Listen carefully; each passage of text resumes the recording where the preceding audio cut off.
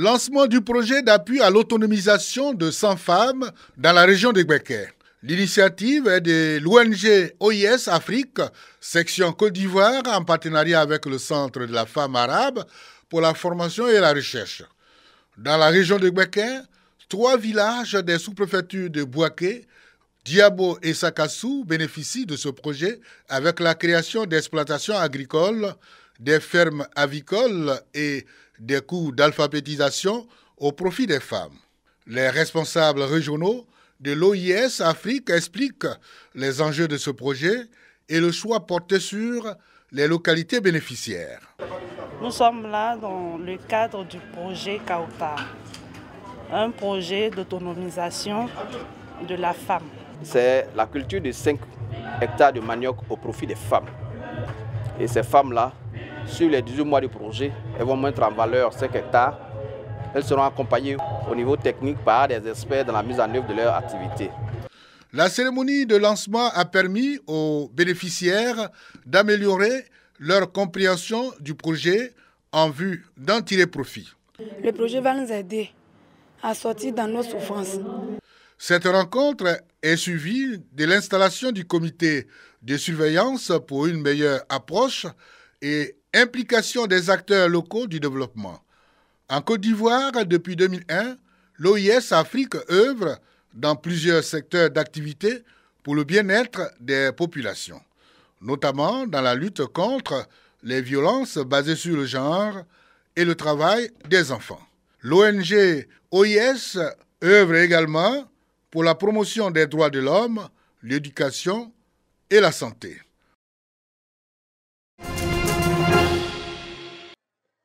Kakoubrukro, localité de 3000 âmes, département d'Ateguakro. Village doté d'un centre de santé grâce au district autonome de Yamoussoukro. Mais depuis l'achèvement des travaux de construction en 2015, la formation sanitaire rurale n'a pu être mise en service. Les logements pour l'infirmier et la sage-femme constituant un impératif à son fonctionnement, le maire de la commune d'Ateguakro vient de répondre à la préoccupation. 2 villas neuves, réalisées à hauteur de 50 millions de francs CFA, mises à la disposition des agents de santé affectés au centre de santé du dit village pour se loger décemment en vue d'effectuer irréprochablement leur mission. La remise officielle des clés, une occasion de retrouvailles et de partage de joie. Le président de la mutuelle de Kakoubrukro et le directeur départemental de la santé de Yamoussoukro de témoigner leur reconnaissance aux autorités municipales. Le donateur, Kwame Jérôme, maire de la commune d'Ateguakro, lui, justifie son action à caractère social. La joie de l'avoir, après 1000 efforts, se trouve aussitôt et généralement engloutie dans la tristesse de disposer d'un toit pour se loger à l'issue de l'affectation, surtout pour les jeunes fonctionnaires. J'ai vécu moi-même cette situation à mes débuts dans l'administration publique. C'est pourquoi j'avais pris la résolution à la hauteur de mes possibilités d'aider à la mise en place de l'administration publique, notamment des structures d'encadrement des proximités de l'État par la mise à disposition de logements à usage de bureaux et d'habitation.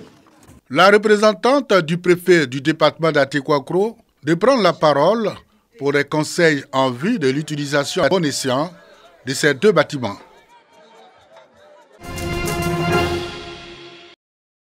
Ils se sont donné rendez-vous dans la commune d'Anyama. Les filles et fils de la région du Folon, réunis au sein de la team Folon, ont effectué nombreux déplacements dans la cité de la Kola pour une journée de prière.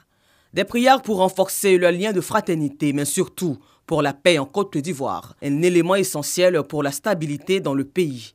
Lecture coranique, prières et bénédictions, des temps forts au menu de cette cérémonie. Il y a fruit d'ensemble, puis il y a fruit de quand tu es seul. Quand tu es seul, ce fruit-là, ça ne te rassasie jamais. Mais lorsqu'on est ensemble, ce fruit-là, ça rassasie tout le monde. Aujourd'hui, on voit l'importance d'être ensemble. D'abord, le président, son excellence, M. Alassane Dramane Ouattara, nous a dit d'être ensemble. Donc il faut qu'on essaie de copier ça. Sans être ensemble, on ne peut pas aller à la paix. Or, sans la paix, on ne peut rien réussir dans le pays. L'initiative qu'ils ont prise, c'est une très bonne initiative. Donc ils ont besoin de notre soutien. Raison pour laquelle nous sommes là pour les soutenir, pour que l'association puisse grandir et qu'ils puissent prendre leur part dans le développement de ce là-bas. Cette journée de prière entre les filles et fils de la région du Foulon est à sa 2e édition. Située dans le nord-ouest de la Côte d'Ivoire, la région du Foulon fait partie du district du Denguélé. C'est ici, à l'Élysée Place de Jacquesville, situé au quartier Mambé, que les humoristes de Bonjour, émission humoristique de la RTI, ont tenu en haleine le public de cette localité. Comment on appelle les pangolais? Oroné. Comment on appelle les palmiers? Oro. Comment on appelle la mort? Oro. Comme on dit en abé, le pangolais est mort à haut du palmier. Oroné, ororé, roro. Monsieur le maire, tu as vu abé comme abé est, non? Je voudrais donc, au nom du DG de la RTI, vous saluer et vous remercier pour votre présence. Cela montre l'attachement, l'amour que vous avez pour la RTI. Bonjour 2022 à Jacquesville, c'est extraordinaire. C'est un don du maire Begré-Joachim à la population de sa commune. Il a fait fort. Que Dieu vous garde. Le parrain, le maire Begré-Joachim, profitant de l'occasion, n'a pas manqué d'exprimer sa gratitude aux autorités administratives, à la chefferie, aux élus et cadres, mais aussi à la population de Jacquesville, avant de féliciter les humoristes pour la qualité de leurs prestations. Nous souhaitons qu'à travers Bonjour Jacquesville vive dans la gaieté, dans la paix, et que le long de l'année 2022, Jacquesville soit en joie, pour que chacun puisse s'épanouir, pour donner le meilleur de lui-même. Heureux, le public a souhaité le retour de Bonjour à Jacquesville l'année prochaine. Nous venons de Dabou, sous invitation du maire de Jacquesville. Vraiment, la fête a été belle. Et nous souhaitons que l'année prochaine, nous soyons toujours en bonne santé pour revivre ces instants que nous avons passés à Jacquesville. Tous ces humoristes, on les voit à la télévision, on ne les a jamais vus de près. Et pour la première fois, le maire nous fait un grand cadeau. Donc nous sommes tellement contents. Et on souhaite que ça revienne une autre année. C'est la première fois que nous accueillons cette émission Bonjour chez nous. Donc c'est une satisfaction pour tout le monde. Nous sommes vraiment heureux. Après les villes des régions du Sud Comoé et des Grands Ponts, Danané, située dans la région du Tonkoui à l'ouest de la Côte d'Ivoire, va accueillir à son tour le samedi 30 janvier prochain équipe de production de Bonjour et humoristes. Djoula, là a fait des fossiles. On est parti faire un mariage. On est arrivé à Nado. À l'arrêt du bus, il n'y a même pas un gars. Il n'y a même pas de chaise. Un coup, je vois homme. Déjà, c'est fossile de Awala.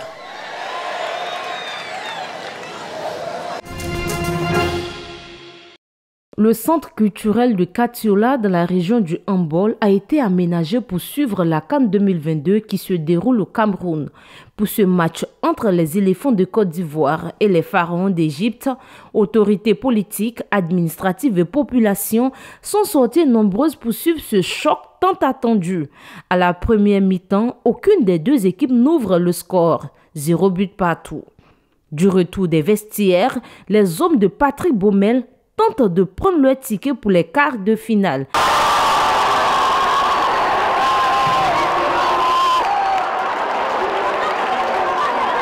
À l'issue des 90 minutes de jeu sans victoire, les deux équipes s'affrontent encore en prolongation pendant 30 minutes. Mais cette étape ne changera rien dans le score. Il va falloir passer au tir au but. Une séance qui va permettre aux pharaons d'Égypte de prendre leur ticket pour les quarts de finale, au détriment de la Côte d'Ivoire. Score final 5-4 pour l'Égypte. La Côte d'Ivoire, première de la poule E, sort ainsi de la compétition. Mais les Ivoiriens gardent l'espoir pour l'année 2023. Le tir au but, en ce qu'il a de plus aléatoire, est venu nous porter l'estocade. Nous disons vraiment beaucoup de courage à notre équipe. Nous la soutenons dans les bons comme dans les mauvais moments. Ce qui a manqué à la Côte d'Ivoire, c'est le facteur chance. Je pense que prochainement, nous ferons beaucoup plus. Ils ont fait un bon match. C'est un grand pays, l'Égypte. Et donc, nous serons toujours prêts à soutenir notre pays. Les joueurs se sont battus comme il fallait. Nous avons espéré jusqu'à la fin. Nous avons manqué de réussite. Nous sommes allés au tir au but. Au tir au but, on ne peut pas en vouloir à quelqu'un. Cet échec des Ivoiriens a rendu la ville de Katsula déserte. En 2006, la Côte d'Ivoire a vécu le même scénario avec l'Égypte.